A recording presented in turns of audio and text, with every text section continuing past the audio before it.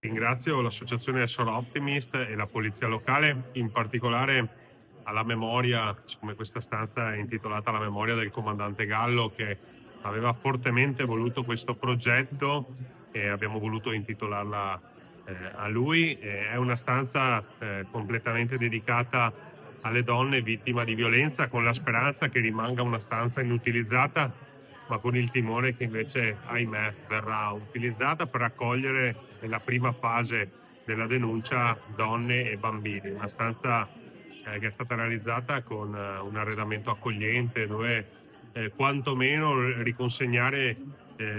serenità nell'immediato, pur consapevoli che sta affrontando un periodo molto complicato quella donna, e far sentire vicine le istituzioni. Quindi un ringraziamento va al comandante Gallo, che ha voluto proprio eh, esprimere la sua sensibilità su questo tema attraverso questo progetto che avrebbe voluto inaugurare lui, ma insomma porterà il suo nome. E un ringraziamento a Sora Optimist e a tutte le donne che hanno contribuito alla realizzazione di questa stanza, con la speranza che queste grandi azioni e tutto il percorso di sensibilizzazione che stiamo facendo aiuti a cambiare in meglio la comunità.